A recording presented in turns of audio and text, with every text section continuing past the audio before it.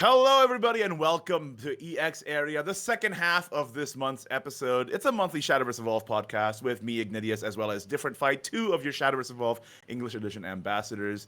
Now, if you guys don't know, this podcast is usually split into two halves. On the first half, which is Chris's half, it's over on his channel. We cover the JP side of things, and on my half, we cover the English side of things. And on both sides, there's a metric ton of things to talk about, Chris, as you know. Yep. So, this is actually our second take at recording this because last time the file got corrupted. So hopefully we get to go through this. Yeah, fingers crossed. The file got corrupted, and it's also like now several days later. So this will be the first time ever that part 1 and part 2 are recorded on different days, and you get to hear different things.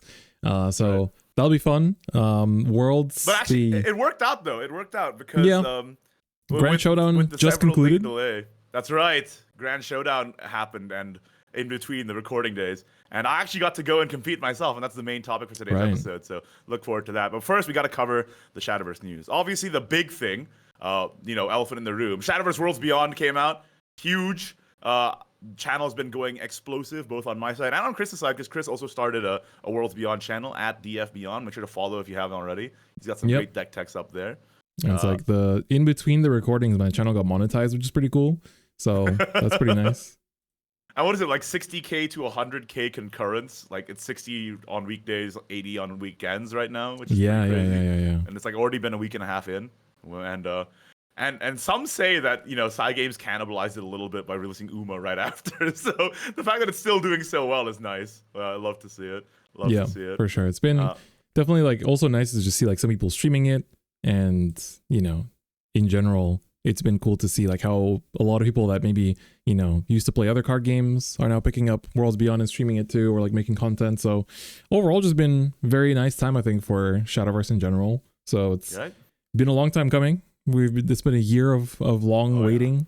So like a year and a half of drought. Yeah, honestly. Yeah. It's been tough. Almost 2 years. I think exactly 2 years, because the last Rage was 2 years ago in June, right? No, so, that was last year. Oh yeah. It's just been. It was 2 years since the announcement. And then, it was 2 years since the first announcement, and then it was like December of 2023, and then 2024 June they were like, actually, it's coming out in spring.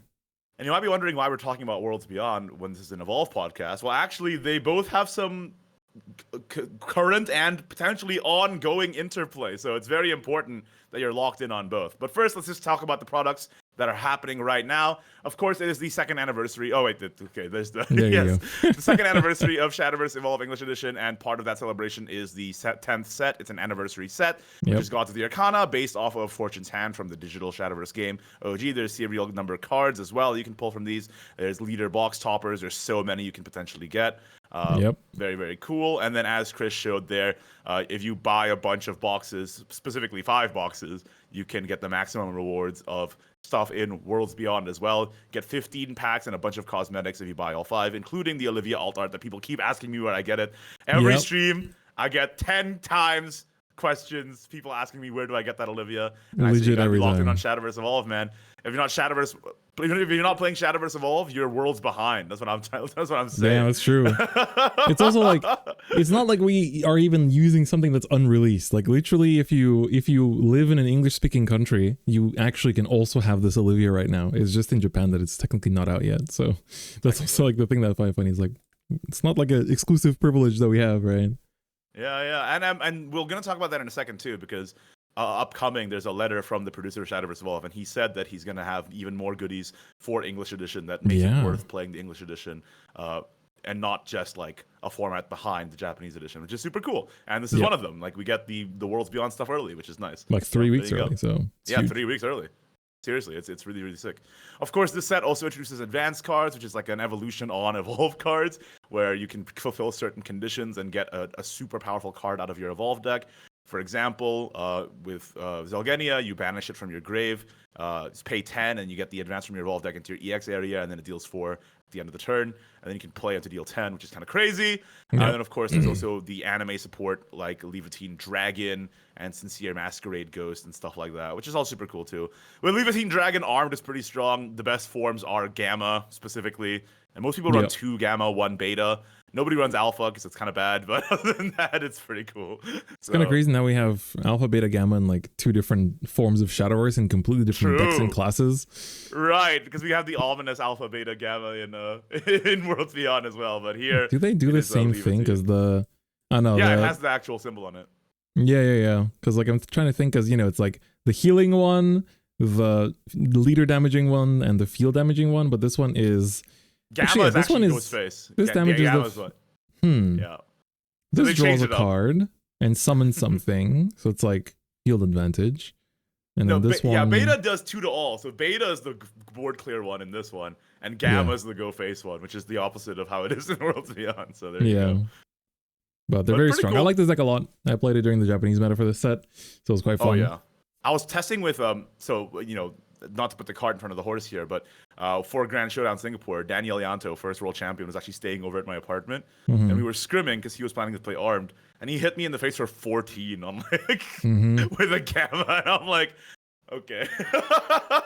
And then I was like just randomly does pop up like that. Like I remember I had like some funny screenshots of like doing the same thing.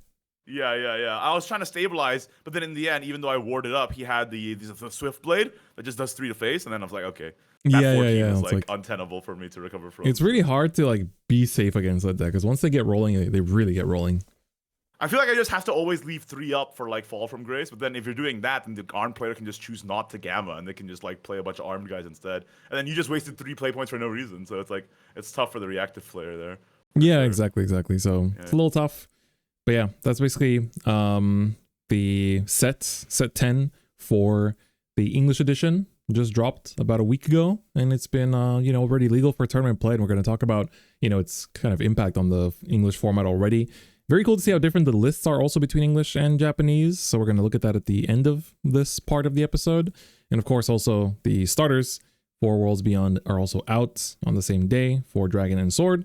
These are just like the old starter decks, but they come with some extra packs of Gods of the Arcana, as well as the serial code that gives you some bonus goodies in the game. You get the Mary Melise icon and sleeves, together with also the Gallon ones, and then you get a pack ticket.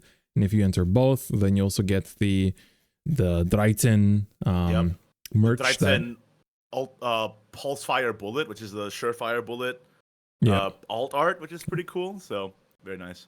It's very cool. The U Pulse Fire is really, really pretty. It's like probably the biggest reason you get this is for that, because that's a generic spell that you can use in so many different decks too. So like. You know what's one thing that I didn't know is that they, how they released a premium version of this in Japan that comes like the dice and the playmats and stuff? Mm-hmm. And they advertised that the serial code that special version comes with just gives you like the sleeves of, what was it? The Dragon Ward and the Sword Ward? Oh, right. Liu Feng and Iron Crown, right? Yeah. Zirconia. Yeah, Zirconia. Yeah. But, so I thought it was like, okay, just those sleeves. I don't really care about it. Turns out, it gives you like 2 Sears Globes and 10 packs as well for that one serial code. It's like, damn, for 10 packs, I would. There's no region lock on these, right? No, there isn't. I can get that one from Japan next time I'm there if they're still in stock. Yeah, there's still some, like, I still saw some places selling like because the thing is the premium goes for like 19k yen, so it's like, it's not cheap. But you get like 3 playmats. One of them is the Dreiten art. You get 3 different sleeves. One of them is the Dreiten art. You get like both the starter decks. You get the first ever official evolved dice, which are really nice. Yeah. And then I think the Chinese technically, I think the Chinese edition had health and defense counter or attack and defense counters in the Chinese edition. But yeah, these are the first in the Japanese edition. Let me take a look here on the Japanese side. And I mean, we talked about this earlier in the first half of the episode, but I mean, Singapore and Indonesia are about to get Japan format tournaments again, so maybe I do pick this up, honestly. Maybe. There's a deck box too. I forgot about the deck box. Sorry, it was only 2 playmats. There was a deck box instead. Dang, and you also get 3 of the Pulse Fires instead of just 2. It's so nice. Yeah, you get 1 in the normal starter decks for Japan. But yeah, this is like what they showed at first. And I was like, oh, okay, whatever. But then it's like learning that it's also a bunch more stuff. I'm like, wait, what? I gotta lock in. I'll get that next time I'm in Japan, I guess. Yeah. There you go. Yeah, it doesn't say the details. Like, I think some places just like kind of like some shops just sell the serial code on its own. And so, can I just ask you to get it, and I'll come pick but it I up haven't later? I'll pay you seen back. this one. I haven't seen this one in stock anywhere. So if I do, I'll grab it.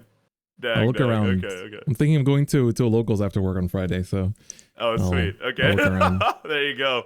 So yeah, very exciting. Worlds Beyond and Evolve linking together finally. And you'll even notice that inside of Shadowverse Worlds Beyond, there's like a little banner that says, "Hey, Shadowverse Evolve, new set is out. Go check it out." Very, very cool. I this love is that. like the biggest thing for me. I'm so happy about it. I think I need to find it because I did post up about it. So here, it's like literally on your home screen in the bottom left, it'll say like on sale June 20th. So I'm assuming like if you make your game Japanese, it'll probably advertise the Japanese release. So cool. Like the fact that we're finally getting this like IP-wide cross-platform synergy just strengthens the entire Shadowverse brand on all fronts. You know, that's what we love to see. And like, it even says it in the lobby too. Like, oh man, I love it. It's so love good. it. It's so good. I really hope that they keep doing this because like it's such a nice cross promotion. Just keeps awareness of the games like not just within themselves like in a vacuum, but you know it's the whole IP altogether. So it feels really cool. The only branch missing now is another anime. We can only hope, fingers crossed. Because yeah, true. Honestly, I'd love like Flame was so good. I really love another one. We gotta get Flame too, dude. We gotta get Shadowverse Give me Flame Water too, out please. here, dude. Keep the same writing team, please. Whoever was the writers behind Flame, they need to do it again. I'm like 40 episodes into Flame right now. I got 50 more to go, but I'm working my way through it. It's good. It is good. Flame is Flame, but we also have other products that are releasing soon this month. We have the Glory Finder starter decks. I just had, again, within these like few days between like uploading or recording these, we just had a reveal video go up where I revealed some of the exclusive cards from the Luxart Legends Glory Finder deck. So check that out on the official Shadowverse channel, not my channel. So that's going to be pretty cool. I think the cards are quite strong, especially if you like Glory Finder. It's something you definitely want to check out. And I believe in the upcoming week, I'll be revealing cards from Treacherous Ambition, so you can look forward to that as well. Also on the official channel. Just to give some context for people who might not know, Glory Finder is a singleton format in Shadowverse Evolve. It's a party game format up to 4 players, where you have a glory card that matches your leader that you can play at any time. Very similar to other formats that also exist in other card games. They have exclusive Glory Finder cards that are only playable in Glory Finder, but each Glory Finder starter deck also comes with some really, really valuable reprints as well. So it's a great like little product to not only entice people to play more casually in this fun format, but also as a way to reprint like staples without having to do a whole set for the staple reprints, which is great. So you can see a bit of the card list here. If you took a look here, we see Cosmos Fang being reprinted, Lucifer, Sylvia, that's a big one. Yep. Spinaria, etc. and so forth. I guess Roach not that big one, but I see. So it's really cool. I think it's a really smart way to do reprints without having to commit to a whole set print run, but also having a little fun side event thing that might, spice up your community, which is really cool. So in the Dragon one's really impressive. You get Medusa, you get Azida Haka, you get Bav Katha, of course Oracle, Olivia, like there's some really great reprints in this. We saw that being MVP during your creator tournament as well. That's right. We'll talk about that in a bit too. Yeah. Bellringer Angel. Yeah, this is really quite good. Yeah, this just like good staples overall. Armor of the Stars, also a staple card. I mean, it's a low rarity card, but like it's just nice to have. And also, just to clarify as well, the original Glory Finder starter decks from like a year or so back, the golds and legends in those weren't foil, but here they actually specify right there on the product sheet, legendary and gold rarity cards are foiled. So they're actually, the same foiling as usual, I think. There's so no hot stamp. They will not have they don't have the hot stamp card names. Yeah, but the fact that it's still foiled at least makes it it feels nicer to play. Like last time when I bought the old Glory Finder set and I had a non-foil Forte, like it felt wrong. I was like, what is this? Yeah, right. It's a little bit like, Yeah. But now it's nice. I mean, the retail price for this is quite kind as well. It's like $35 for each one, and you get really a lot of bang for your buck in one of these. So it's quite worth it. I was just gonna say, it's so worth. It's so worth. So like the fact that they're foil as well, it just makes it like an easy sell for me. So I'm happy about this one for sure. Yep. I agree as well. So definitely quite nice. And of course, in terms of other products, before we talk about Seaside Memories, before that we also have the Vanguard crossover set. We talked a lot about this in the last episode, so we're not going to take too much time here, but don't forget it's coming out most excited thing. Yeah, I mean, it's a over great a month. opportunity. Like, and it's great timing too for the English side, like frankly, because not only will you get like a lot of Vanguard players trying out Worlds Beyond, now you got a lot of Vanguard players trying out Evolve too at the same time. So like, it's just like the synergy just lines up on this so nice, which I it's a great quirk of the timing here of the schedule that ended up working out so well there. Yeah, a lot of the people I've talked to at like Bouchard Expo, both in Indo and the Philippines, that like play Vanguard, they were like, oh, I'm looking forward, because like they would come and ask for like the energies and the EPs, right? And they're like, oh, I'm actually gonna start like Shadowverse with the Vanguard set. So they were all like, please give me your EPs. I wanna be able to use that. So I was like, nice. I get so many people saying that too. I hope that in the English meta, it's a little more diverse than just Kagero with the Vortex Dragon Man. But we'll see. Yeah. Yep. And then of course, Bullet of Fate is also going to be happening a month and a half ish after that. So very impactful set.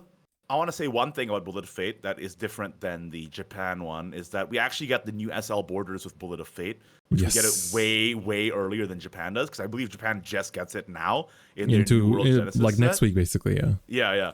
So Bullet of Fate, we're getting the super legendary card frames way earlier than Japan, so we'll be able to have English exclusive SL frames for many legendary cards, which I saw some people in Japan upset about on Twitter, but I think it's cool. I think it's cool to have some English exclusive No, for stuff, sure. So. I mean, it makes sense. Yeah. And also, of course, the SPs for this set this was the first time that SPs were introduced in Japan, and this not of course was immediately a fan favorite. I think she's still the best SP of all the the exclusive art SPs, because like Seaside Memories is full of SPs too, but they're all like, for the most part, they're all just like SP versions of the art that's already on the legendary, right? Right.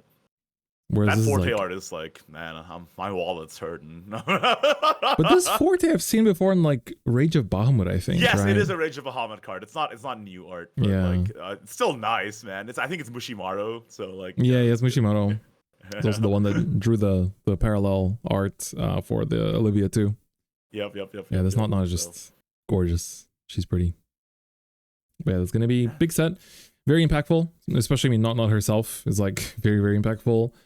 Some decks also get support later down the line from this, like the Yes, we actually saw on the Japan half when we did it on your channel that yes, we even get Wasteland support in the new set. So cards that are from this set in English are now getting support right now in Japan. So that's kind of a little quirk there. Exactly. But you also get box topper sleeves for this, which is like the Miser Selena wedding rare, and then Fenny over there as well, which is cool. It's also nice. Like I always like that you get 10. It's like good for Evolve deck. So. Oh yeah, for sure. Really hope I hit this one. I'm actually actively using the Tsukuyomi and Amaterasu box topper sleeves I got as Evolve decks. So. Oh, nice. That's good. Yeah. That's good. Oh, there you go. Yeah, so that's also coming out September 26th. But of course, aside from that, Seaside Memories pre-orders have now opened. So make sure you place your pre-orders, because if you get a case, you get 4 exclusive different 1 of 4 playmats. Oh yeah, you get 1 of 4. Yeah. I will say I had friends who run stores being like, why is Albert in here, man? Is True. Which is pretty funny. But this is once again an English exclusive thing. I don't believe this happened in Japan. These exclusive no, playmats, yeah. So. It's these playmats. Like in general, playmats with these zones are English exclusive. If you see these zones, you can already tell it's English exclusive. Very cool. Very cool. But yeah, and, definitely like the Ginsetsu one. I definitely might want to try to get that one. myself. I think is the best one. Yeah, it's my favorite as well. Her art is just so good. The colors just pop so much on the Ginsetsu one. It's the colors pop. It's like the shadows and everything. Just like everything from like the sun's direction. Like you can like analyze this art. It's like just gorgeous. It's really good. Yeah. So there you go. If you get a carton, you can get one of these playmats. And just to clarify once again, what is Seaside Memories? It's a reprint set. So each class gets 1 new card, but generally it's just a bunch of reprints with a different art, a swimsuit art or a summer art. So lots of really great staples being reprinted in this. We got Galmu, we got Phylene for Dragon. There's a Orcus for Forest, etc. and so forth. And then, like I said, each class gets 1 new card as well, including Neutral, who gets the new Alice. So pretty cool stuff.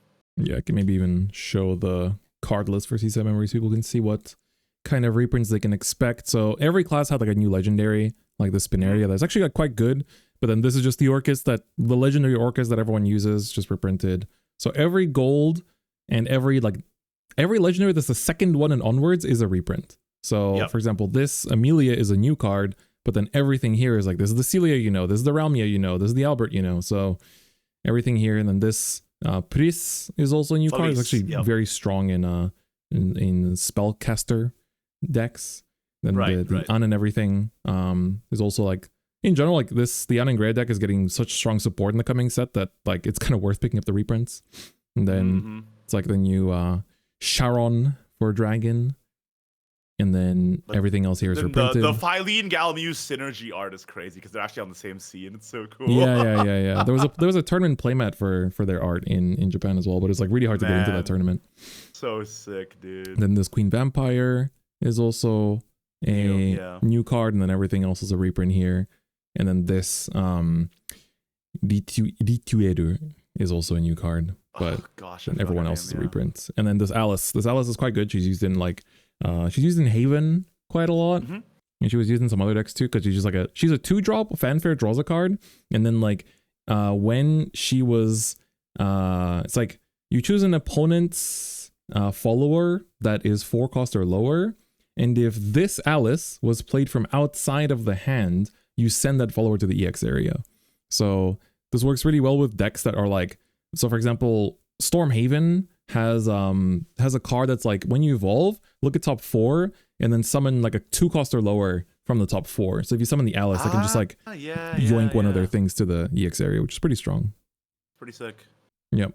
I love that ephemera art, by the way, very comedic art. in all these cards have great style, and then there's the ephemera one where she's just eating a popsicle and she's dying, the one on the left there. Oh yeah. It's very nice. There's a couple ones that are quite cool. I like the Cowie one too. The guy, he's running for his life, dude. Save that man. Save that man. What's also one of my favorite parts of this set though is if we go down, the SPs of course are gorgeous. And then it's the tokens. So you have actual summer tokens. This is Natarian Great Tree. Yeah, I love it. Meowskers as the Natarian Great Tree. It's so good. This is my favorite art of the tree. So and then it makes me happy to see Meowskers have a good ending, man. You went through a lot in that natural arc. Oof. Yeah. And then female knight token, and then the beach fairy token as well. Very cool. Bam. So there's that. I think it's great synergy, by the way, where when their set is coming out in English, they release the support in Japanese. What a great timing for it, because now all the English players know oh, I can pick this up now, and then I know it'll get support down the line. Exactly right. It's pretty smart of them to do it that way. Yep. It really is pretty good sort of foreshadowing almost, right? Yeah. So it's pretty cool. So Seaside Memories, don't miss out. And also, this literally just went up, brand new news, that if you go to a shop tournament for Shadowverse Evolve, in between July 1st and 15th, and then to July 16th and 31st, you get a special Bushinabi Flare for Worlds Beyond and the featured leader. Ooh. So if you take a picture of your tournament participation and post it on social media and mention the Evolve account with these hashtags by July 31st, then 3 lucky winners can win one of the starter decks. So that's also very nice. I am going to enter this because I do need that 3rd Pulse Fire that I don't have yet. So good point. So definitely don't miss out. There's a lot of giveaways. We have a ton to go through. The main one here is the 2nd anniversary campaign. One of the giveaways already done by the time we're recording this. And then the other 2 are still going to they're still on, but whether this will come out on time or not is up to Side Games. So we hope that this episode can go up before these giveaways are done. But basically, there was one where you share your favorite moments from Evolve, and 6 winners get 2 boxes of the 10th set and 2nd anniversary flare. And the most valuable comment gets a box of each of the 6 latest booster sets, which is pretty crazy. All the way back to Coliseum, which is nuts. That's quite far back. Yeah, right? I mean, 6 latest booster sets, right? Then this one just went up. The 2nd anniversary share and win one is I think this one I'll just boot up my Twitter real quick, because I think this is where we have I just retweeted it yesterday, I want to say, if I'm not mistaken, because they just put it up, and then I tried to ping people that it's important to repost it. Okay, so it's the combined reposts across all socials will lead to how many prizes you get. So it needs to hit 800 like total reposts. So on Twitter, it's already 158. So it's already at the flare, but we need to pump those numbers. So I'm really curious how it's doing in the other socials, because if it hits 800 combined, then there's a chance to win the World Finals playmat, which is definitely going to be a very big one. Mm-hmm. So make sure to check that out and retweet it or repost it on whatever platform you're on. Just check out Shadowverse Evolve on whatever social platform you use. You've got stuff going on. So yep. Yeah. On Facebook, X, and Instagram is specifically. Those are the three platforms. There's links for all that. And then finally, we have the ambassador giveaway. So we uploaded box openings a little while ago, and the giveaway period just started. So you need to comment literally like right now for a chance to win 2 boxes of Gods of the Arcana, 2nd Anniversary Flare, and 3 of our signed Evolve points. So don't miss your chance to watch our videos, comment on them, and then you might be one of the lucky winners. So because there's going to be one winner from each channel. So you really want to comment on all of our channels. I'll probably make a community post about it now and just get everybody to re-comment on. True. Some people commented already, and I gotta go like. Yeah, a bunch of people did. I'm like, ooh, that's not gonna get you entered. Yeah. The rules are tough. Rules are tough. I mean, it's just what it is because like they have to have like the giveaway raffle bot have that specific like time frame. So yeah. It just is what it is. But like, I'll make sure to remind my viewers about that. But yeah, go to Different Fight, Red Zone Rogue, and get Ignideus, and go ahead and do that. That's right. You might get a chance to win. So yeah, lots of giveaways, very cool stuff. 2nd Anniversary in general. I mean, we already went over kind of everything, but they have a whole special website for it. Now it's in rainbow, dude. So yeah, beautiful. So they even have us up here. Oh, nice. A little feature for Gods of the Arcana with the leaders too. You get super high res zoom in of the leaders, the URs too. Dude, the Linkle UR does really look beautiful. That Linkle UR goes crazy, by the way. Which one? Also, I got so mad because at the Grand Showdown field event, my friend opened Sophina U out of 1 box, and I'm like, well, there goes the case. There's no chance for me to get it. I pulled Sophina Ultimate from my box as well. Yeah. She's pretty. So good cool. little art. And then, of course, the serial number cards as well. Advanced cards we talked about. 2nd Anniversary release tournaments we'll talk about a bit later as well. So overall, just a very cool time for the 2nd Anniversary. Make sure you get in on the fun because there's a lot of stuff happening. So you really don't want to miss out, especially with like all the events happening. Win yourself some prizing, right? Get yourself some special promos, special arts, and then, you know, the banner as well if you don't have it already, the flare. The release event with that Demonium. Some people are super Abyss fans and they want that Demonium so bad. I know some people in my Facebook groups are like, "Where can I find it? I need it." So, yeah, right. Yeah. You gotta go to the tournaments. It's important. Mm-hmm. Support the locals. But yeah, and then of course one of our favorite parts, I think, from all the 2nd Anniversary stuff is this message from our producer, Mr. Yes, I hope you don't mind if I just like read it from start to finish here because I think there's a lot of great little tidbits. 100%. Just go for it. That we can glean from about the future of English Edition and the game in general. So. A message from the producer, English Edition's 2nd Anniversary. Hello, everyone. I'm Yuito Kimura, the producer of Shadowverse Evolve. He's also the producer of Worlds Beyond. So the fact that it's the same guy in charge of both is pretty good. Everything side games. June 30th is almost here, marking the game's 2nd anniversary. I'm sincerely grateful to all of you for your continued support. Thank you. Now, getting right into things, I'd like to share my thoughts on the game's evolution so far. 2nd Anniversary. From local store tournaments to the 2nd World Invitational, the passion of the Shadowverse Evolve community has continued to burn bright worldwide. We at Psy Games, along with our friends at Bushiroad, are committed to ensuring that each new year of the game is more fun than the last. On that note, the recent English editions of BP10, SSO1, and SSO2 come with codes that you can enter into the newly released Shadowverse Worlds Beyond for bonus in-game items. So that's Gods of the Arcana and then the 2 Worlds Beyond starter sets. Yep. We plan to continue providing this kind of linked content between games so that you can enjoy Shadowverse both in the real world and the digital world. We love to hear it! Continue I hope providing. that it's every set, man. Please continue providing. I hope that it's every set. That would be so peak. I feel like it must boost sales for them too, right? Like it has to. I've seen so many people asking me, "Do you have spare codes? Do you have spare codes? Where can I buy boxes?" It's crazy. Yeah. All right. English edition exclusives. After a proposal from Bushiroad, who are well versed in the global card game scene, we implemented a number of English edition exclusives over the last year. There were the limited edition card sleeves of popular characters included with each box of BPO7 boosters, as well as the special rarity version of Mysteria Magic Founder in BPO8. So yeah, they introduced SPs earlier than Japan, Where Japan got SPs first in BP11, we actually got our first SP all the way back in BP08, which is pretty cool. Yep. And of course, we can't forget the English edition's very first vote campaign to decide the exclusive English BP09 special rarity cards.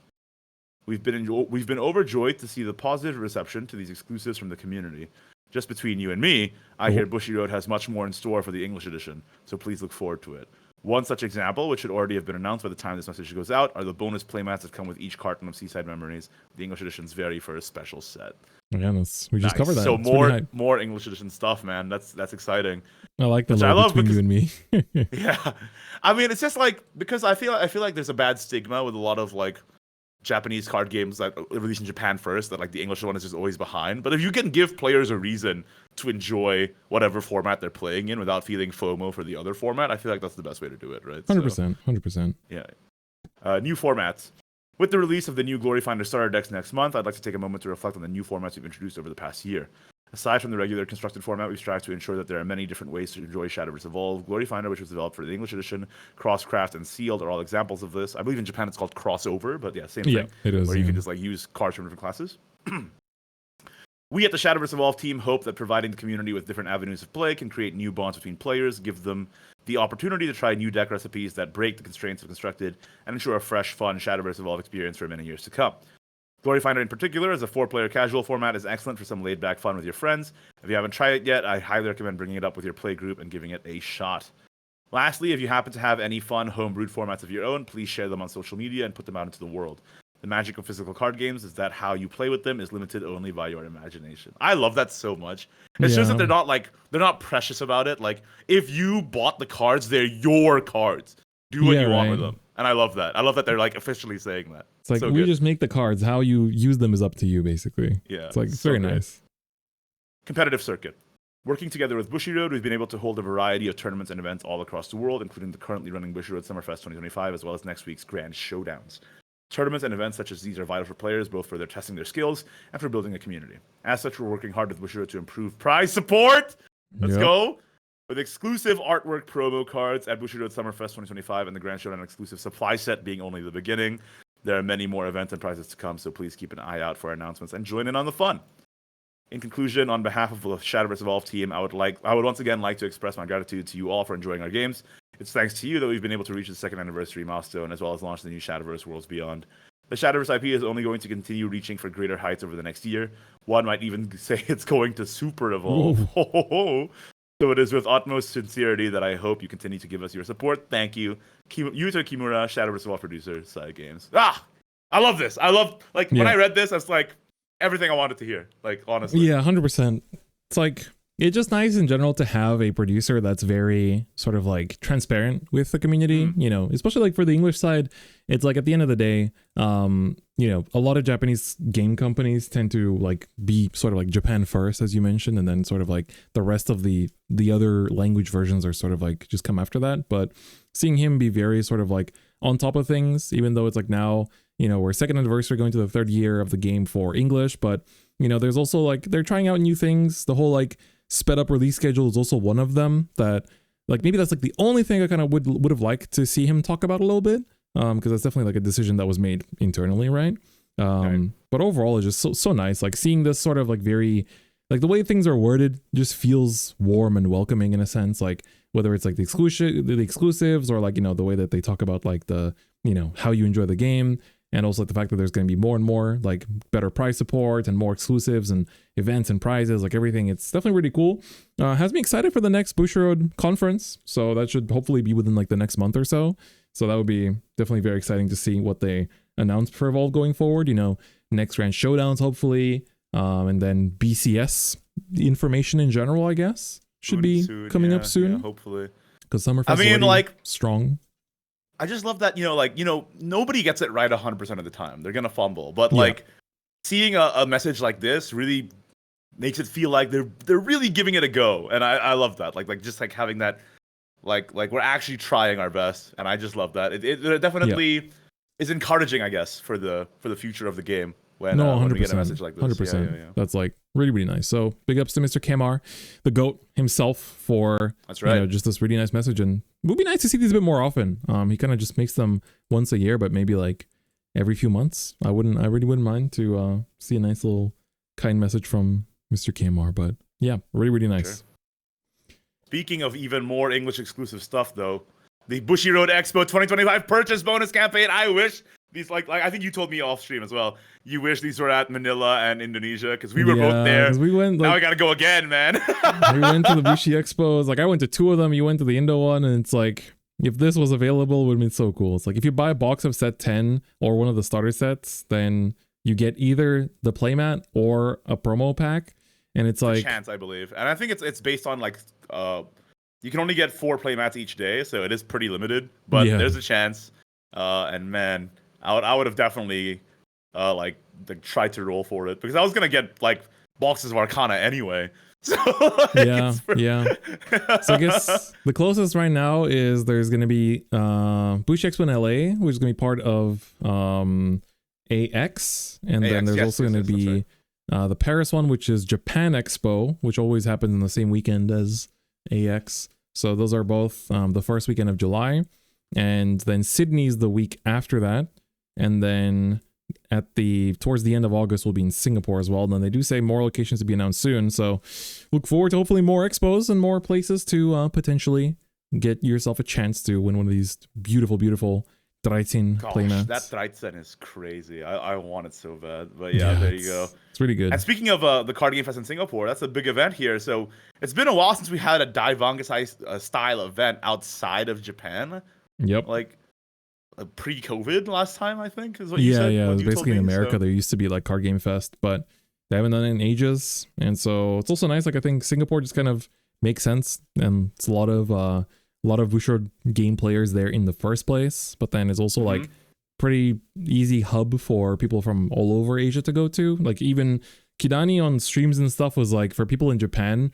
He's like, if you've never been abroad, it's like if you want a pleasant first experience of going abroad, Singapore is the place to go because it's like it's not that far.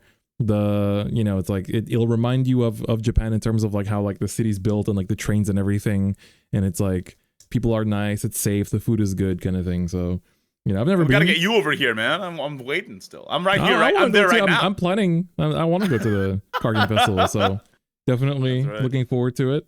And then there's going to be an exclusive. So if you participate in any of the tournaments, you get an exclusive deck box. It's kind of similar to, this is the deck box they gave out at Daivangasai. So you can see it says Card Game Festival 2025. And then it's just like, it's one of those like self-constructible ones. So this one says in Tokyo. And I guess on this one it says in Singapore. And there's even like a little Merlion art on it. Do you see that on the side? Yeah. You can kind of, maybe we can zoom in. That's on our this national icon, mate. Yeah, look at that. It's a half lion, half mermaid that is emblematic of Singapore. So there you go. Lion. Yeah, so this will be very nice. The story goes that like when they were first settling this place, they saw one of those and they were like, "What the heck?" That's basically. That's the apologies for the butchered short version. But that's basically what happened. Oh wow, they actually show you all the stuff you get for these events. So there's a lot of events going to be happening that weekend. It's going to be Summerfest. So for participating, get a plastic card holder. And then, of course, is the promo pack that you get for playing in with 80 different card types. And then top 8 is a Suo, Energy Generator, top 4 playmat. Then the prize cards for the champion team. Then Lyrical Cup as well is also here too. Vice, and then Evolve. This is a exclusive Summon Bloodkin art that was never available in Japan. So yes, it was in the digital OG Classic game, but it's beautiful. To see it in person, I think would be really sick. Yeah, I'm looking forward to it. It's only for the top 8, so there's already some of the copies already out there. And of course, the beautiful Kage, top 4 the handsomest old man there is in the whole wide world. Prize card as well. And then we have, they haven't put up the information yet for the Japanese Vanguard event, but Buddy Fight will also be there. Buddy Fight mentioned. So just for playing, you get one of the worlds as a promo card.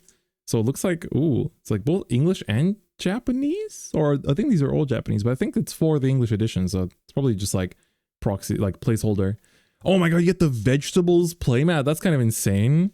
Hold up. I think there's like 10 tournaments over the course of 2 days. So that's pretty crazy. But the vegetables playmat, dude, that's crazy. That's actually powerful. I apologize. I don't know the lore, but it does look cool. Damn, this is like the corrupted. It's like this is like the protagonist of the second series of Buddy Fight. So he's like corrupted in this art as well. And then these flags are so beautiful. These are called like exalted flags. So you can see like these are the regular ones, right? So it's like in Buddy Fight, you have a world and then you play cards from that world. So there's like dragon, danger, magic, katana, stuff like that. But then in tournaments these were English exclusive. So only in English you had these flags, which are just like black and gold versions of them with no text, and you could use these in tournaments as well. So sick, man. They're so sick. Gosh. Like there's a few people that have a collection of every single one, but it's really hard to actually have one. So we got Godzilla card as game. Well. And we got Hololive in Japanese and English. So that's pretty crazy. What I'm really happy about is Japanese Evolve. So we talked about this a little bit on Chris's half as well. Not a little bit, a lot. But it was like a big deal that outside of Japan, they're holding JP format tournaments once again. About time, I say. And it's really a huge... The invite for JCS at stake. Yeah. And there's a huge shot in the arm for the local scene here. Like my WhatsApp groups are blowing up, man. Like, I'll tell you right now. Oh, that's good. That's good. Good to hear. Yeah. And then this is Vice, of course. So Vice promos also always look nice. This is Japanese Vice. And also now that JCS is or like you can compete in Japan edition here, I think I'm gonna have to start buying Japan cards as well. I mean, you used to back in the day, right? So yeah, but I'm outdated. My Japan deck is a BP09, and we're at BP16 now, so I gotta update. I mean, it's like nothing quick trip. Because the thing is, there was a few sets where I didn't pick up stuff on release, but now I'm like catching up and rebuilding stuff, and like everything is like pretty cheap. Like honestly, great. I've been rebuilding or like just picking up new parts for a lot of like the decks that got supported, and I'm just like, oh, it's like I upgraded like 3 or 4 decks for like 10k yen or something. It's like kind of ridiculous. Amazing. Great. Quick trip to Akiba. We'll fix that right up. yeah. It's easy. It's like done deal in just like an hour. Easy clap. All right. Yeah, amazing. Card Game Festival Singapore. Hopefully I'll be able to make it as well. It is in my like home turf here, so I'd love it. And of course we have Bushiroad Summerfest still going on right now. Yeah, let's quickly show the schedule. So we'll read out all the locations, but basically if you're in North America, Latin America, then these events remain from July 19th, 20th onwards. It's going all the way to middle of September. Then for Europe, we have still a few more events. France just concluded. So there's Budapest, and then Netherlands, UK, Spain. And then for Asia, Oceania, that's where most of them are remaining still. So you can see here, it's like Indo, Vietnam, Philippines, Australia, Singapore, and Australia again. Oh, Myanmar still hasn't happened yet either, so there you go. Oh, true. Myanmar hasn't actually happened yet, too. So literally everything but the first Malaysia one still remains for Summerfest. So make sure you don't miss your chance. We just show the prizing to join. I know, Igni, you've been invited to the one in Indo. I'm considering it, but I think it conflicts with SVO finals, so I don't no. Think I can do it. Smoj. Maybe with time zones or something. Maybe it'll work. Or I just like how to cast from the venue. No, you play in the Summerfest during the day, and then you come home and the tournament starts at night. Easy. Dude, so true. Yeah. So true. That's ambitious, but hey man. So that's pretty cool. All the Summerfest that remain, and then we'll be talking more about events. Still, we have a bunch of results from Summerfest, and then we also have some data from Worlds that we promised you guys, and we also, it's like the main topic today, have the top 3 decks from each of the Grand Showdowns from all the regions that will also feature too. So but before that, though, we have one more piece of news. Which is, of course, the date, or like we got some, not just the release date, but also information for the combined set of World Reavers Descent and Dominion of Darkness. So for some context, they said that in the English edition, we're going to be speeding up the release schedule to catch up with Japan a little bit, from 12-month gap to 6-month gap. And to help do that, they're combining sets. And it's funny that they didn't come up with a combined name. It's just straight up both names on the box. Yeah, it's pretty funny. Which is pretty interesting. So World Reavers Descent and Dominion of Darkness, which is the Natural Machina support on one side, and then the Velsar based set on the other side. Now they did previously release, we talked about this last month, that they were aware of the potential concerns regarding ratios, and that they're going to help fix that. So hopefully the ratios in the set do end up being okay. But basically they gave a bit some information here. There's 10 box toppers you can get, including the Shared Memories Evolution Point card, which was available in Japan, but as a different campaign. Yeah, so let me quickly try to pull up the campaign information, because that was also like a pretty big difference. So basically in English, it's just an evolve point, right? Or at least they're only showing it as an evolve point that you get. That's foil, which is really nice with like, you know, Miscellaneous and Lightica on the same art and like their little memories together. But in Japan, there was this thing where if you pulled this, you'd be able to ship it to Bushiroad and they would ship you back a whole supply set. And so the supply set was really, really cool. I think maybe if I can go to the set on the website, we might be able to show it to you guys. So it was like, yeah, there you go. So you pulled this like card that was like for the campaign, which was just it was the actual EP itself. But on the other side of the EP was this little like card with like the QR code on it. And then you would exchange that for like, you would basically get the EP in UR foiling, which is really nice. But then you'd also get the sleeves, playmat, storage box, and deck box as well. So doesn't say here that that is a thing. It just shows this. Like, maybe it's because of logistics, but I feel like, you know, if it's not shipping, you could make it a thing where it's like, okay, this releases in November for like for every BCS for like the next season or whatever, they will just have like exchanges ready at the venue or something for people to come and bring and do their exchanges.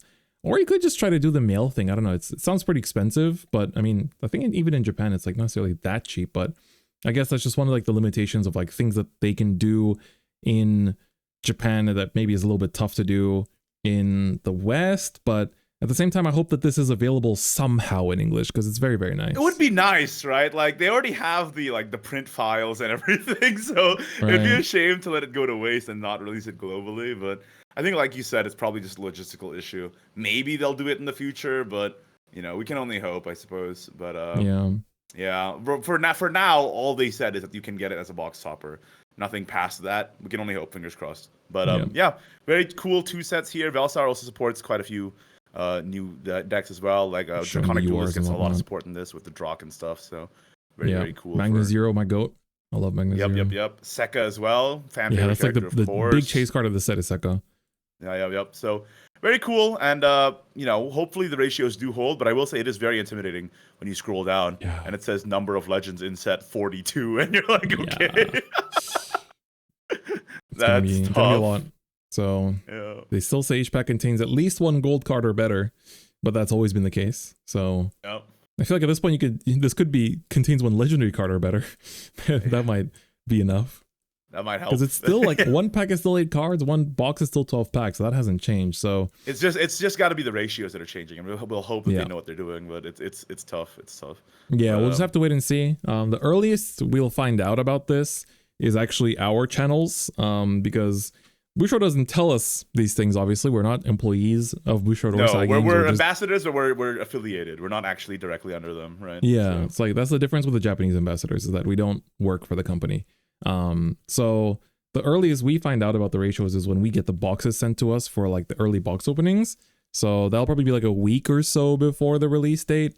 So you can look forward to that. Just watch our box openings and see what our pulls look like, to get a count and then compare on sample the regular size sets. of 6 boxes. Yeah, you get a sample of 6 boxes basically. I mean, some other content creators get 10 boxes too sometimes, so maybe you'll get a bit more. But, yeah, like Outer Orange. Sample size of 8 boxes. There you go. Yeah. So that's about it.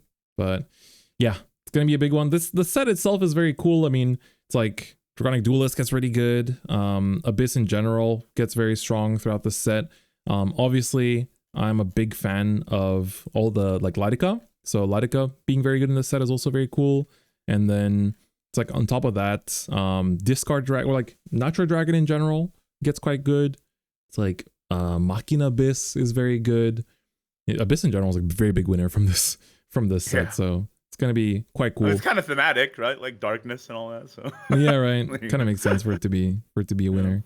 So will be exciting. And Sekka is of course the big chase. Like she's still played as like a staple, and her advance still goes for a fair bit in Japan. So that one is like one of the advanced cards that hasn't really changed price since its release, which is also pretty wild.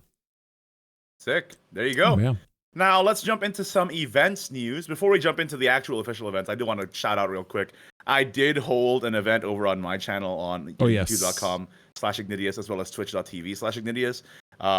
This is another thing that happened in between the 2 recording days. In fact, this happened just this morning. We did an event called the second anniversary creator tourney where 8 of us played some pretty funny decks for glory and your entertainment.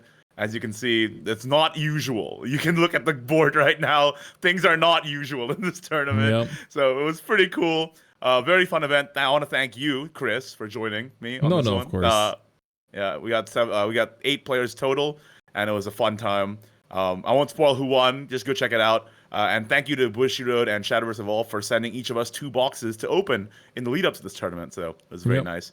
And it's just, I'm glad that we're able to do something that's like a little bit more community focused. So very cool. Yeah, absolutely. I think it was really, really good time. Got to see some cool decks, especially Orange really cooked with Orange cooked, man. She So went crazy. Yeah, definitely give some support. Check out the VOD. You just find it on Igni's channel, but check out the VOD. It's really, really cool. Just goes to show like some of the fun things of Shadowverse Evolve outside of just like the top tier levels of gameplay. There's a lot of stuff possible for people with like the creative mind for it, man. Yeah, like yeah. I thought I built that deck like it came to me in a dream, like a bolt from the blue, and it worked pretty well. Like I almost won against Kuon, so like I don't spoil anything, but it's pretty cool. So it was cool. Especially like you healed up so much that I was like, can he even win through double D shift? And I was like, wait, yeah, he can win through double shift D shift. I was like, okay, it's tough, but like it was still sick. So there still you a go. good run. Check it out over on my channel. All right, now we promised last month that we got some stats from Worlds. This is a bit old at this point, but still worth bringing up just to see the stats here. So top 8, we got 62.5% Rune, 12.5 Abyss, 12.5 Forest, 12.5 Sword. Here are the deck list as well for the top 8 of Worlds. By the way, Jason Zed, who played the Sword there, the only Sword in top 8, he was at Grand Showdown Singapore, and I almost fought him. He actually fought my friend, so yeah, very strong player. Good stuff. And in the top 16, Piket Ju was the one dragon in the top 16, and he was 9th. He just bubbled out of top 8 by like 0.02 points or something like that, which is so tough. But it is what it is, I guess. And of course, Justin Mao, also top 16. And I actually fought him in Grand Showdown. And he was the one who eliminated me. So I can't feel too bad, tough opponent, I guess. We can show Pikachu's list here. I'll just quickly take over one of these deck log tabs we have. But he was running Draconic Duelist with 3 Garyus, which was very unusual and very, very cool tech. The reasoning is that a lot of Draconic Duelist cards have Bane anyway, and if Garyu just gives them all Ward, it really is annoying for the opponent to get through. So that's pretty cool. Yeah, I really haven't played against this deck too much because it came out a bit later in Japan, so therefore it like didn't really have as much of a shine compared to English. it was kind of surprising how much better these decks were because they were released one set early. Because in English they were released with long set 9, whereas in Japan they were released long set 10. And the fact that these released one set earlier let them actually get a little bit of shine. Like, not only did this perform well at Worlds, but I believe, was it EU or NA Grand Showdown? Second place was Academic. Academic Rune was second in EU, I believe. Crazy. There you go. So we'll feature that list later as well. Academic is actually looking really solid into the next Japanese set too, so I'm very excited to play that deck myself. Actually, like have everything for it. So really excited. Academic just seems good in general. So finally got some busted cards that I needed to get. But that was Worlds.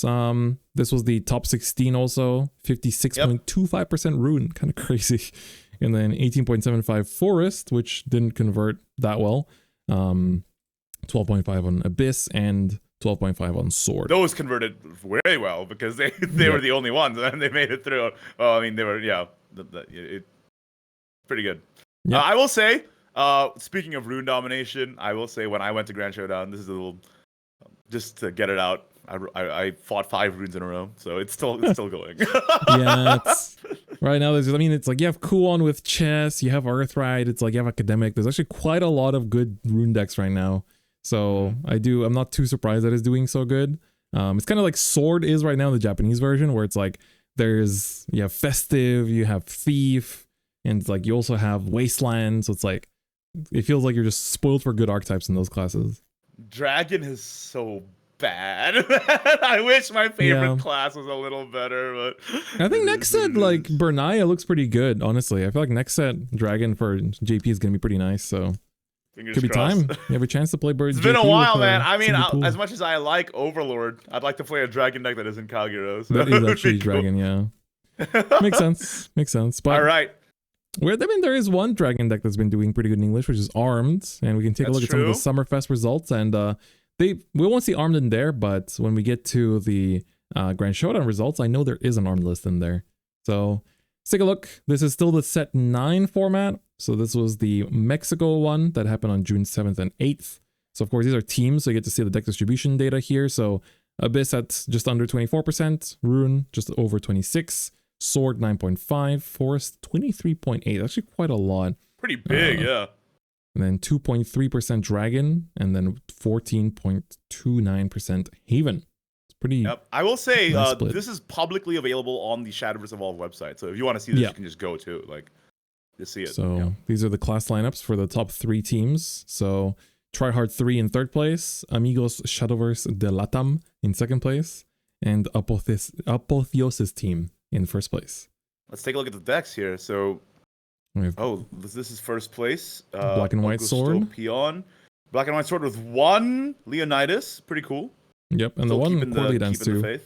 Like the Corley Dance is not that common. Then Bat, Abyss. Alucard and Bat? Yo, that's spicy. Yeah, just the Storm to finish off games sometimes. It heals too. Yeah. Gets you some survivability, especially in mirrors, I think. And then Earthright Rune. Nothing too crazy typical. here. I guess the Workshop. Yep. Yeah, that's about it. So that was the typical. first place team. 2nd place was Ward. Amulet, sorry. Amulet Haven, yeah. Haven. The three Alexials, otherwise known as Brodia in Japanese, but there you go. Brodia. So then their 2nd player was Earthright. Pretty standard Nothing list too unusual here as well, yep. 3rd player, Jose, was on Lightica. Natura Forest. Very cool. Running the substitution as well, just for bouncing some annoying attackers. Oh, I mean, it's just a good card, right? Like, you can just, bring back a Riley or a Vania going in your face. What's interesting to me is the 2 Silent Suzukas. That's pretty sick. Yeah, she was used in Lightica in general, just like final storm damage to win the game sometimes. True. Because Lightica is 7 damage usually, so you need a little bit of help. Like, ask for 2 Lighticas, it's 14. So then use Silent Suzuka. Easy clap. After that. It's pretty good. And then this is Lashana. Cool. That is neat. With 1 alchemical lore? That's not usual. Search for spell that costs 3 or less added to your hand. Interesting. Rika Jogasaki. Yeah, that's not usual. That's very cool. Yeah. Very, teched out list too. I guess you have more search options in this list, so gives you more mid-game control, and then also the Maisha to finish the game with. Pretty cool stuff. Maisha is not even doing that much because there's not that many followers in your grave, but I wonder if Saphira would have been an interesting option too. But there you go. Another Lightica. Okay, damn, Lightica's doing pretty good over in Mexico. So we have Lightica, Bat. Oh, this is Bat 2 cost with Crimson Rose. Yeah, pretty typical Bat list, I think, in this one. Yep. And that's it. And there you go. There's the gallery of the handsome players there. So very cool. That's right. So the winning teams in the top 3.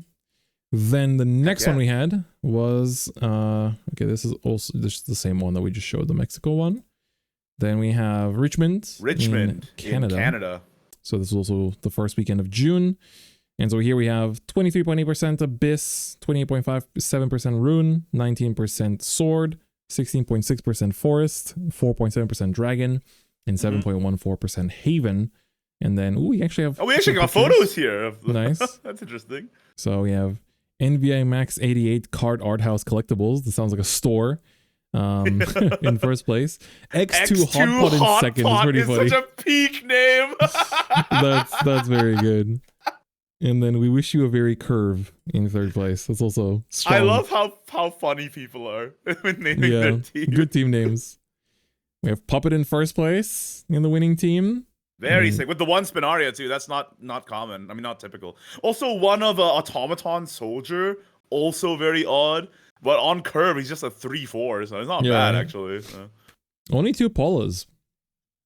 That's a bit surprising. Paul is such a good card too. Yeah, right. Yeah. And then we have Bat 2 cost. So Pretty typical, I think. Kagari.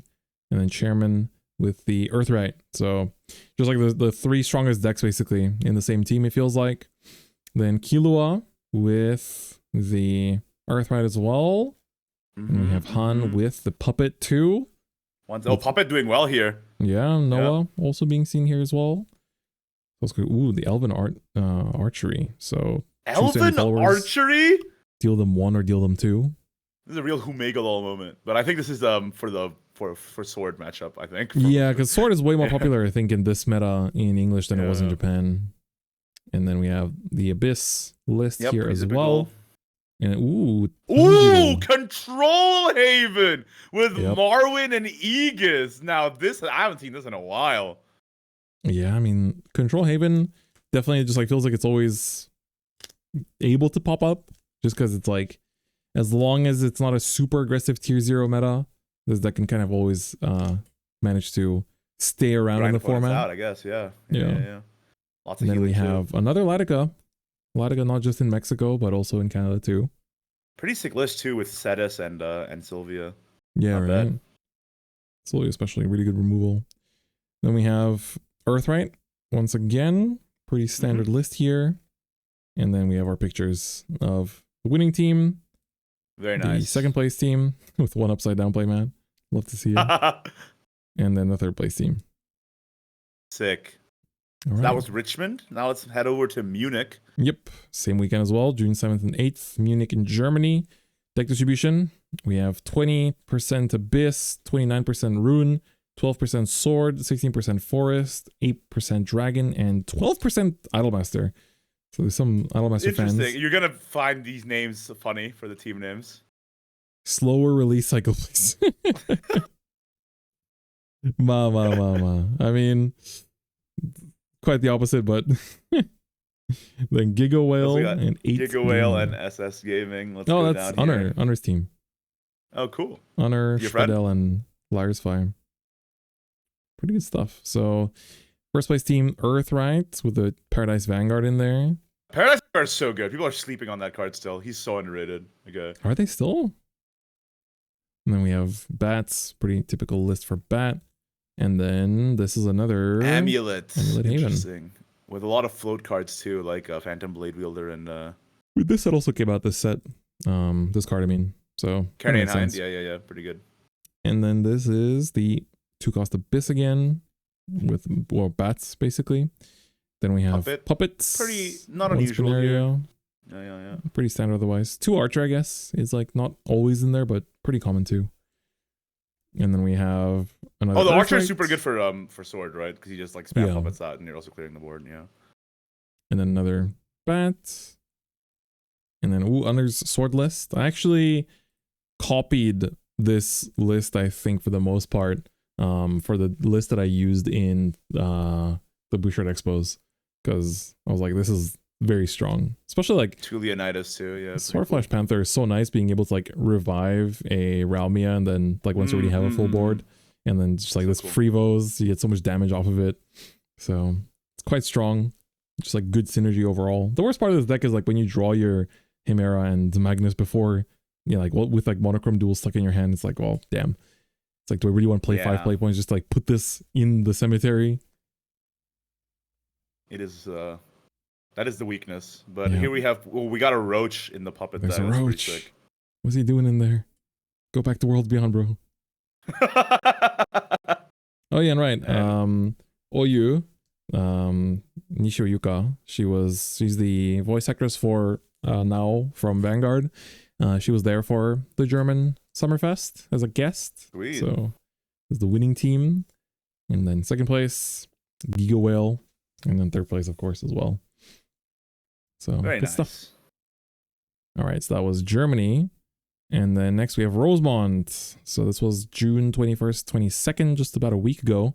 And we have Malaysia after that. So Rosemont was 25% Abyss, 25% Rune, 12%, well, 13% Sword, 13-ish Dragon. Dragon is green and 13 Dragon? Yo, that's pretty sick. These colors look a little bit off though, don't they? Yeah, I don't know about Forest that. is Looks like orange they and Dragon accidentally is, swapped it, is maybe. is green, so it might be opposite. 9% Haven and still 3% Idolmaster. People are really still hanging with the Idolmaster. So we have We Nonja got Business. Nunya Business, Nunya Business. And Buff then- Guy, Rough Ride, and Encore Collectibles, which is a store, I believe. But Yeah. that's pretty fun. Like, the team names are so fun. I love it. Her name is pronounced Nonya. Today I learned. Let's keep calling her Nonja. Yeah, that's why it's a pun, I think. Because Oh. Yeah, she's no, a I silent, get the like, pun now. assassin. Nanya Yeah. Business, but I didn't know her actual name was pronounced Nanya. So we have Then we got- Earthright. It'd be funny if they don't have sword. Okay, they do. What the hell's War Dog doing in here? War Dog at 2 of. 2/3/2. If there's a commander card in your field, do damage to each enemy leader. Oh, Dude, you just play Celia on 1 and then you play War Dog on 2. Easy game. it's that easy. Pretty good on stats too. Damn, That's War pretty Dog. funny. Where I are you kind of love from? that. Set 8. Set 8. Wow. Damn. Okay, War Dog. Let's go. Neptus. Oh, maybe you should have Looks been like- looking at these results a bit more often, man. Looks like Outer Orange is not the only one cooking with Nep. Like, gosh darn. This has Death the Nyctophile too, which I have not seen ever in my life. 656. But if you last destroy words. this off of Nep, you destroy an enemy follower and deal 3 face. That's actually kind of Damn. peak. That is pretty peak. Azazel's in here too. And you can't pull Azazel off of Nep, so you know that's Yeah. you don't yeah, so that's pretty cool. Yeah. Pretty cool to see. Definitely like takes people off guard too, because you don't know how to play against it. Alright, then we have Earthright list Oliver's here. Earthright. I should have played Neptus in Grand Showdown. That's what I'm learning here. Damn, yeah, honestly. Sadio with the artifact. Oh, not artifact, sorry. Amulet. Haven as well. And then we have another bats. bat list. Another bat list. Sword with a War Dog again. What is this War Dog tech? Everyone's Dude, what's happening in Rosemont? Dude, they love War Dog over there. that's crazy, dude. He's so cool. Let's go War Dog. And then finally another Earthright. That's right. And there's like another random list just like stuck at the bottom. Yeah, what's up with that? That's a bit odd. Yeah, what happened? And then of course This page is a bit scuffed. I'm not gonna lie. Yeah. That's okay. hopefully whoever's checking this episode can check what happened there with the website. All right. Rip. And then finally we have Malaysia. Also happened the same day. We have It Abyss happened like just last 24, week, so pretty cool. Rune 24, Sword 24, damn, it's like the big three. 13% Forest, 10% Haven, 3% Dragon. God damn. Dragon once again. Even though the second place team was named Ozzy Dahaka. How can this happen? And Potato and new newbies. So let's see. Oh, this is a running Kage in the black and white Aurelia is sword. interesting too. That's pretty nuts. Yeah. So we have sword, we have Earthright, That's right. we have Bats. bats, like Puppet usual. again. Puppets again, that's right. With 2 roaches. Okay, Ivy Spellbomb okay, as hold well. up. Pretty good card. Ivy Lots of Spellbomb like is quicks good in general in this list. Yep, very reactive. Very cool. And we have another Earthright. We have another sword with 3 Kages in it this time. Okay. Sing. And we have another Earthright here too. Nothing too crazy I can see. Nothing unusual there, yep. Another bat. And another puppet. 2 Ivy Spell Bombs. And then 2 Angelic Barrages. And we got tons of photos on this one. Holy Let's moly. go. Good stuff. So it's champion team. Azi Dahaka. Potato. Potato again. Fourth place team, damn. Having- Fourth place. Oh, look at that. This is a familiar looking face. There's a familiar face there, I see. That's Mr. Chrysome. That's right. Also a Shadowverse digital competitive player. Oh, we got the whole top 4. That's quite nice. Warm little picture. Oh, so he came 4th place. That's pretty clutch. Like, it's kind of sick. Yeah, it's strong, right? It's good. Yeah.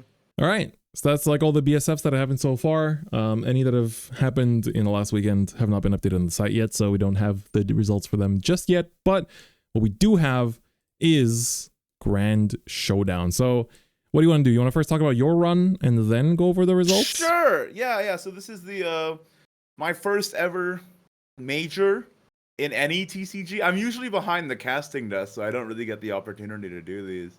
So I really had a great time. Shout outs to the Indo boys who are all in this picture here, who all Yeah. came all the way, from Indonesia just to compete for this. Very cool. Some of them had to get like hostels with guys playing like video games until 3 a.m, so they couldn't get sleep until Oh my before god. the day. So it's tough. But yeah, shout outs to everybody here. And what's very cool is that you just you pay the entry fee and you get the storage box, the playmat, and the promo right away. And you said that this playmat's going for like what 15,000 yen in Japan right now. So Yeah, it's like 150 SGD. that's like I'm getting like triple what I paid just for Just for the playmat. Yeah, and I get to Wow. keep the storage box too. That's pretty cool. Yeah. So And then if we it was a really fun day. I posted my rounds. My first round I matched up against Matt the intern, obviously ex-Bushido employee. Very, very fun. And then my second round I matched up against my friend from Indonesia, Team Kill, actual Sag. He's also a Worlds level competitor, by the way. He got top 16 at Worlds. It was actually in the last spreadsheet we looked at. His name is Kamera on Bushy Navi, so he's up there in the top 16. So yeah, that's one Worlds player faced in my second round. And then the next round, I fought another Kuon. Nothing unusual there. And then the fourth round, I fought a JCS player who actually, I believe, Gorilla. he was contacting you for help, right? Yeah. So he was messaging me, was like, where do I buy cards in Singapore? I'm going to the Grand Showdown. I'm like, I've never been to Singapore. I have no idea. So Mr. Pika Gorilla, he actually found, I was actually playing Evolve in the locals in Akiba on like the Thursday before this. And then he just like randomly like was there and just like was like, oh, thanks for helping. I got a bunch of people messaging me and like helping me with getting deck list. So it was good. I think he made it to top 16 if I'm not mistaken. So That's right. Pretty good finish. And you ran into him on round 4, right? Yeah, round 4. And you beat him. I was able to win. It was a very close game though, but he wasn't able to kill when I just healed to 5 bajillion by getting Israfil back with nice. with the Death's Breath. So, and then I lost in top 32, so I made it to top cut. But then I fought against Justin Mao, who once again was top 16 at World's second year and top 3 at World's first year. And he got second place in this tournament. So honestly, I can't be too mad. Yeah, I mean, you're going to see one that of from the merch players alone. in the world. He's got the flex. Yep. I mean, I got eliminated by one of the strongest players in the world. Can't be too mad. But I will say I'm a little disappointed because, I don't know, I feel like my deck performed better in testing than it did on the day. I feel like I kind of low-rolled, but it is what it is. You have days like that, right? You have days like that. Yeah. Either Still a good way, run, I still though. had a really good time. It was a lot of fun. And Proud of you yeah, for my joining. first... Yeah, I mean, like, I don't often get to do this kind of thing because I'm often behind the casting desk, right? So Yeah. the fact that I'm actually able to compete this time was definitely a different experience. I definitely have a lot more respect, like, in terms of people who can, like, keep their cool. Because I was, like, getting really nervous right before the thing. Like, my heart was beating and stuff like that. I don't know. But it ended up being such a fun experience. And everybody was so kind and nice. People came up to me asking me for my EPs and stuff, too. It's pretty cool. Sweet. Yeah, That's so really nice. I loved it. And, the entry prize stuff was, just a bonus for me. I came there for the vibes, and I walked away with. Well, I mean, if I'm able to sell that mat, I got profit. So easy peasy. And Chris, the store let me pay for entry with store credit, so I only paid $12 for this event. That's crazy. That's nice. That's like the nice thing of like the Grand Showdowns being store held now. That kind of like integrates, like the local community gets to profit, or not profit, but like gets an extra little bonus from it. In that sense, right. Like if they can use store credit and whatnot. So definitely, if you went to the Grand Showdown in EU, AO, or NA, make sure you post in the comments as well. Let us know how your experience was. What you played against, what you brought. For sure. And hopefully they announce the next one soon, because it sounds like overall, like the European one had almost 100 players. So it was on the same weekend as a Summerfest. So I was really surprised because it was clashing. It's kind of awesome. I mean, I wish they wouldn't clash, obviously. Yeah, but that's like especially for the European one. I was like, come on, man. But the fact that they're actually getting pretty good numbers, I feel like Shadowverse, Evolve, and Worlds Beyond, like the synergy is working, and especially the increased commitment to more tournaments. Like before, we only had 3 Grand Showdowns a year. Now we're getting 3 a season. So like 3 per weather season, not like competitive season, 3 per weather season, which is fantastic. So very excited to hear what the next one has in store. I will say I fought 5 runes in a row though, and that was wish I had a little more variety. So if they're one per season, right, then that means the next one should be like September, October-ish. September, right? October-ish. Yeah. Should be, So in that sense, the next format, I guess, should be like what? It's gonna be either Vanguard format or Bullet of Fate format, I guess, like one of the two. So I mean, that's pretty exciting. Hey, if you're getting into the game with the Vanguard format, check out Grand Showdown. Maybe you'll be the miracle hero who just gets into the game for the collab, and then tops Grand Showdown. That'd be sick. So, I wonder what the playmat design is going to be then. Would it be a Vanguard one, or would they already do like, oh, it's like a not one or something? That'd be pretty insane too. Yeah, that would be sick. They could do that. It's like, even if it's before the set, they could do that. That'd be pretty good. Oh yeah, also they had side events at the Grand Showdown. So there was a sealed side event, there was a Glory Finder side event, and the sealed side event actually rewarded, Hot Stamp Magical Augmentation, which is actually a card that's used in the best deck in the game right now. So yep, there it is. It's sick. Like I just bought my sealed box, got this, and you get a box and you get this. It's like win-win-win. So there you go. It's overall just pretty cool. I did drop from the sealed because it was happening at the same time as top 32, so I had to, obviously go do that instead. But the fact that I was able to get the PR was sick, so I'm very happy about that. Yeah, so pretty nice. And I just missed out on the Celius, 1 round away. Yeah. Man, Justin Mao, I'll never forgive you. No, if only the bracket was different. If only the bracket was different. No, Justin Mao's a very nice guy, but I'm like, I'll never forgive him. It was close. Yeah. It was close. Yeah, he almost had one of the most beautiful Zilganeas too. Okay, you don't have to say it like that. Rubbing a little bit. Very cool. Fun event. I'm really glad I was able to compete. Like I said, usually I'm a caster or a commentator or a content creator, so getting to brush up my deck building skills, my testing skills. And honestly, did pretty okay. Just for context, I played a Control Abyss deck, which is very much not the meta right now. That's Angels Control Abyss. And nobody else had that on. And so the fact that I was able to get top cut with that, even when some very strong players, even Worlds competitors, weren't able to make top cut in that tournament, and I'm like, I did. And I was like, whoa, okay, it's pretty good. Sick. Honestly, definitely super strong Happy run. Man. Yeah. But let's take a look at who actually did make top cut and how it went down over Grand Showdown. So thanks to the lovely folks at Bushro, they sent us the deck distribution and top 3s for each of them. So we'll take a look at each. So for AO, which is the one that Igni was participating in, deck distribution was 19% Abyss. You were one of this percentage.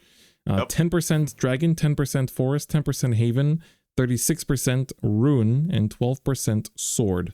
So honestly, not the worst distribution, especially when we saw a couple of the other BSFs, like Rune was like 40% and stuff. Like this is still close, but it's still definitely a double-digit percentage for each class. It's not bad. It's all 6 classes as well. That's also very important for. I will say, Ako Ipayaso, congratulations to Ako Ipayaso for winning. I believe he also competes in digital Shadowverse. But Justin Mao and Jason Zed are in the same play group, so the fact they got second and third is crazy. And they're both from Australia, right? Both from Australia, and they both were Worlds players as well. Jason Zed was the top 8 sword in this year's Worlds, and Justin Mao was also top 16 in this year's Worlds. And they're in the same play group. And the fact that I lost to second place, it's honestly not bad. I'll take that. Yeah. So let's take a look at their lists. First, we have the third place, Jason's Kuon. So this is Chess Kuon. So strong. Yeah. So if you guys didn't know, the new chess spells are. Unfortunately, they're not actually used in chess, but they're just so powerful as control tools that you use them in Kuon to just clear the enemy board pretty much every turn with checkmate and skewer, etc., etc. And then it gives you a clear field for you to then Kuon and then D-shift and then go for lethal from there. So very strong deck. So some of the old. If you want to check this out in action, you can also check out the Shadowverse Evolved Creator Tourney that we did just earlier today. I believe it was Matt, the intern, who was playing this, so you can check that out too.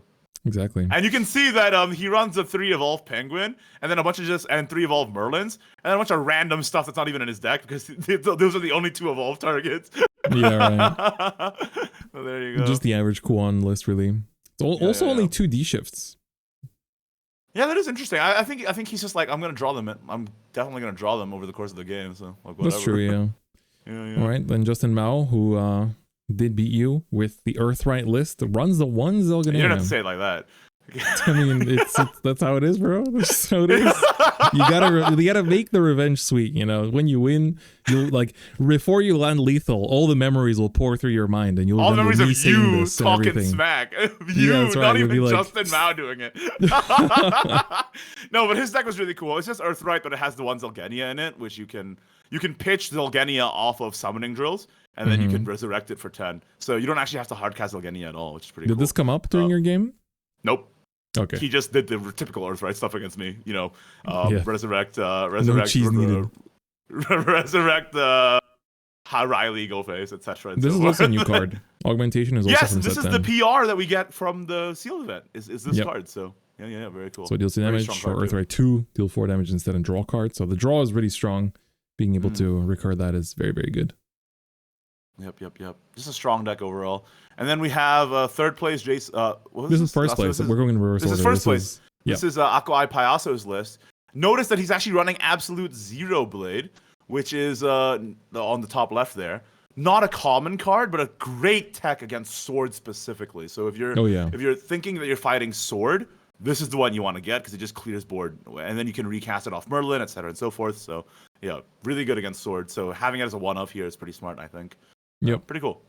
It's also the Snow Zalganea, but those run the Pulse Fire, which is very nice. Just came out. So nice. It's beautiful.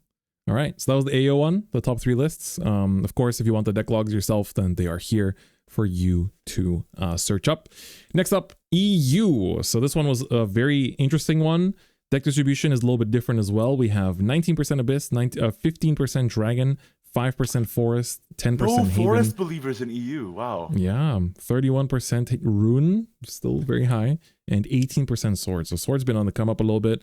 And the top 3 were Albazos with Abyss in third, Kabuki Rose in second with Academic Rune, and then Axel in first with Sword. So a bit of a different one. This one I think was one of like the most attended one as well. Like this was like just close to 100 players. Definitely very, very over 100. nice Yeah. turnout. Yeah. So Albazos' list is Nephthys Whoa. with a Whoa, 1. I should have been playing Nephthys, man. I was on the wrong Abyss deck.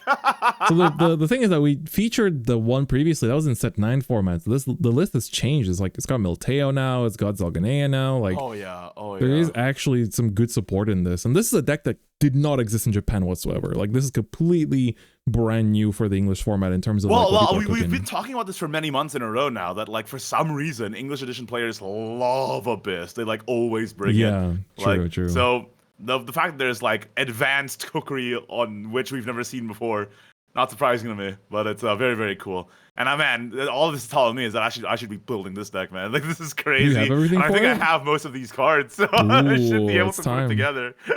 Yeah, maybe like it's kind of tough because it's like you have to really look at the results every single week to see what people are cooking with, and then go like you would have had to notice that first Nephthys list and go like, ooh, actually, and then sort of come to the conclusion that Milteo was really, really good in this, because if it's plot like Nephthys basically like top 7s summons 4 Abyss followers with different names that cost 6 or less and then destroys them.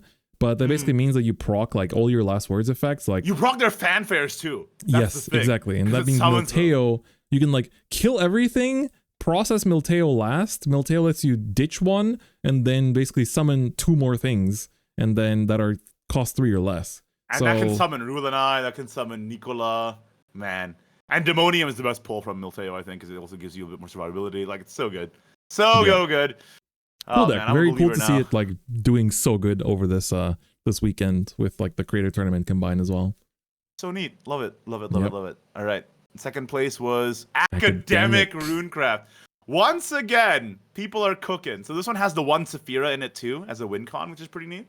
Yep. So Saphira 4/6 with Rush. She gets +X attack on Fanfare, equals the number of rune followers in your cemetery. And if you pay 5, she gets Storm. So basically, like on 9, she'll be a Storm with a whole bunch of attack.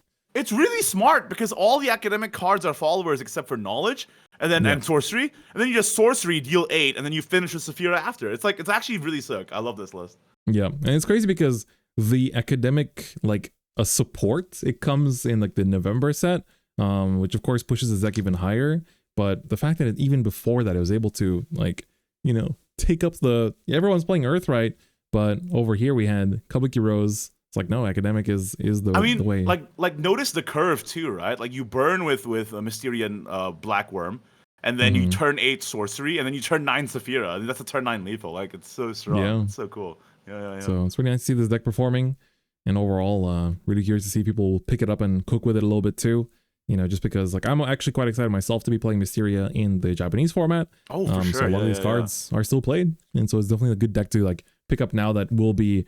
So basically, in the next year for English will be supported twice. So that's, and if you want to pick it up, everything's being reprinted in September, right, or October, whenever the reprint set is coming. So October, I guess it is, yeah.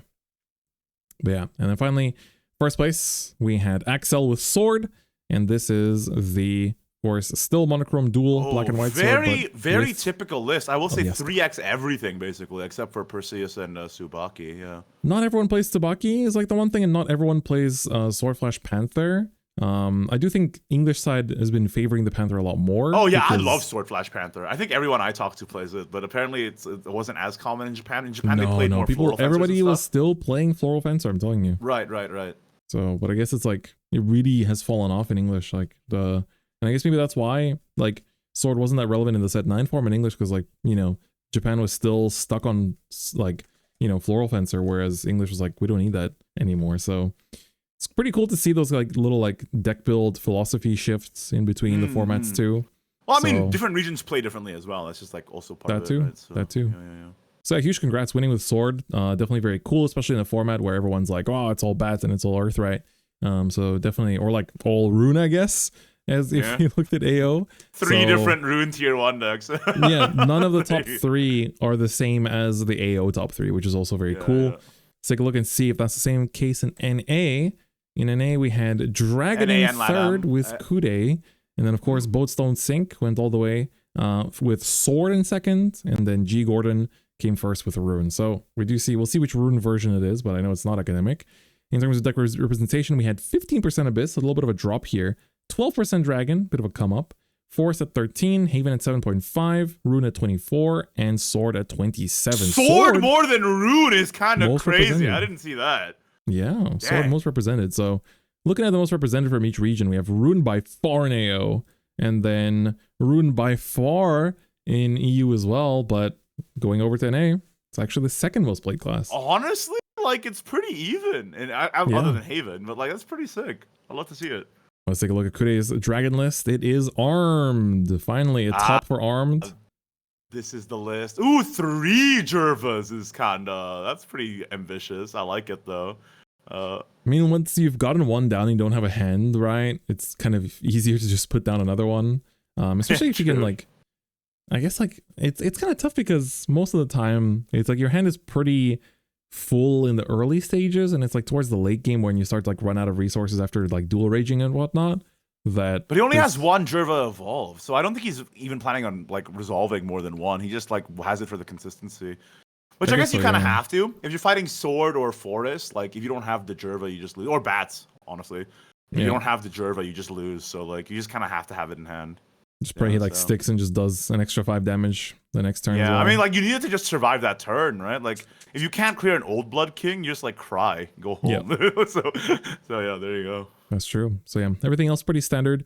Armor Burst, Blazing Breath, Draconic Armor, the Gallant Hammer. I feel like I guess it's more for the search effect. It's really good. Oh, you definitely search for Hammer. Yeah, it's just to cycle through your deck. Then I do like the 2 Force of the Dragonids too.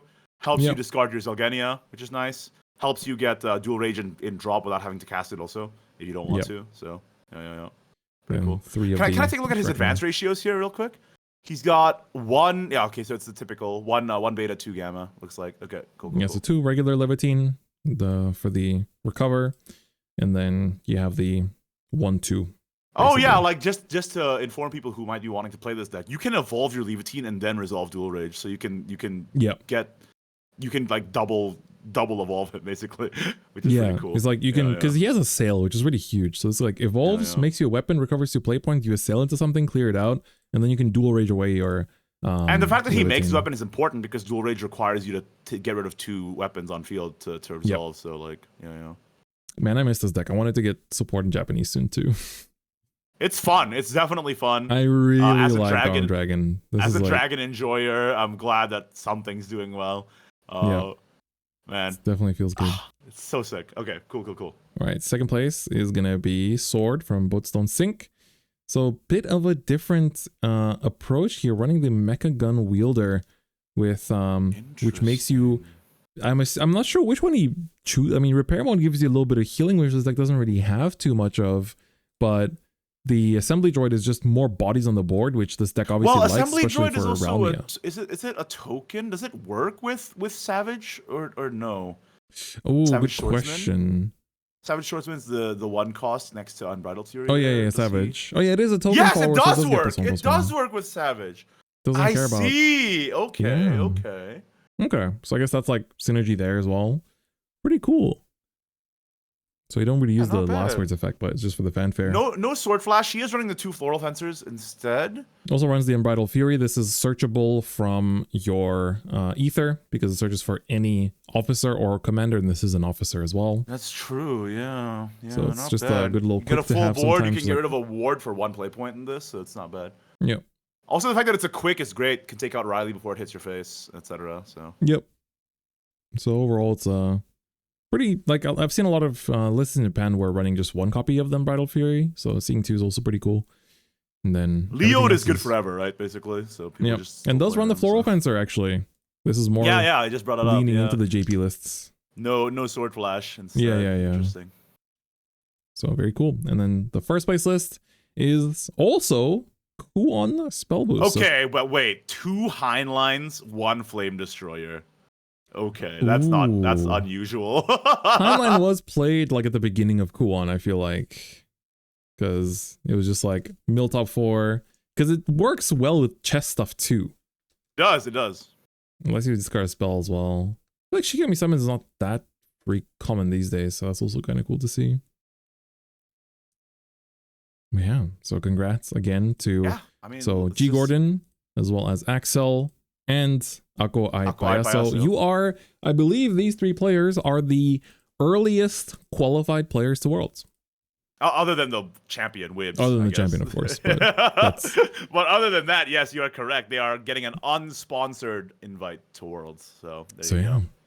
it's very good stuff. So that's been Grand Showdown. Really, really cool weekend. Really glad we could feature these results too. I think they might even, if this EX area goes up fast enough, you'll see this before it even goes up on the website maybe. So, Yeah, there you go. or at least the statistics you'll, actually no, they show the statistics on the website too. So I mean, see. as somebody who actually competed in this, I mean, I'm just glad that it was a fun experience. Everybody was so kind. And, yeah. had some great games, especially my game against PG. Like the fact that there was a language barrier, but we still had a good time, and we were fist bumping each other and like that's good laughing stuff. at each other's plays. And but then when we were playing the game, he's like locked in, and I'm locked in, and then I just edged it out. But when he saw that I had like Zelgenia in the EX area, and I had like 30 health, he was like, "Oh, what?" And I'm like, "Okay, good." That's funny. Yeah, that's a good experience. I'm really glad. So looking forward to more announcements for Grand Showdown, hopefully. And then we'll be able to keep these events going regularly, because I think it's just overall just a good experience, especially with it happening everywhere in the world in the same weekend. So I hope they continue with that approach. And then, of course, we have a lot of events coming up aside of that too. Yeah, for sure. Guys, make sure to check out your BSF schedule on the website. Make sure to check out, any other events that might be happening, like Bushy Expo or Card Game Fest Singapore. What you want to go to. They're always a lot of fun. Meeting new people, meeting old friends, and having a good time with card games. So that's all about, man. It's a social hobby. So It's the reason to get out of the house, man. That's what I'm saying. 100%. So, there you go. All right, guys. Thank you so much for watching. That is it for this episode of EX Area. Of course, make sure to listen to us on Spotify and YouTube and all the other podcast platforms, Apple, etc., and rate us on those as well. It really helps out. And thank you for listening. And we love that Shadowverse Evolve is getting some movement, especially alongside Worlds Beyond. Shadowverse in general, great IP, and it's going to go further. Like they said, like Kimura said, super evolving this year. Yeah, So super there you evolving go. this year. I'm really excited. Before we wrap up, we do have a comment over from the YouTube side of last episode here. And don't forget, it's a long leave your comment. So comments. that's right. Leave your comments over on the YouTube, and you might get featured as well on Comment Corner. This is by Apocryph. It's a very long comment, so I'll just read the beginning here. The new Glory Finder product does look a bit better than the original one, which is not that appealing because of the high price tag and lack of foils. The price is still a bit high for the new one, but the reprints are great, which I appreciate. Starter products, particularly in Universe, is definitely something we need more of. That's one thing that's super important to get right. I mean, like, that's been a big talking point for a lot of different card games. I think, like, you had a video about that for Cardfight Vanguard, too. Yeah. And then they So finally, important. they finally got it together and released some great product for that, too. So And I really feel like it's about time we just get a starter deck for every single class. Like, it's just rerun the same ones from the beginning, right? I mean, we got pretty nice new starter decks for Sword. I mean, I literally have them right here. In Japan, they just released the Sword and Dragon ones. Like, they only come with 2 new cards, basically. Everything else is reprints that we showed in my part of the podcast this time. But even this is good. Like, you get to do reprints, you get to do new cards, and then it's like, you know, you can even copy the English side, you know, and just like include like some bonus pack with like some extra foils or whatever, and it's good. Like, I think it's just, you know, I'm sure maybe it's, you know, existing players might not be as hype about it, but for new players, it's just such a big thing to get people into it. So it's a little bit of a shame that it's only 2 this time. Right, yeah, and especially with the Worlds Beyond, like, collab too, like, that's where you're gonna get the most new players for Evolve, especially with the in-game, like, collaborations we saw, like, earlier with the banners and the guild hall and in the lobby and all that stuff. Like, we want to make it as easy and frictionless for people to onboard to Shadowverse Evolve as possible. So more starter product that's good, please, would be great. I agree with that sentiment wholeheartedly. 100%. Other than that, that's it for this episode. Thank you guys so much for listening. Thank you for watching.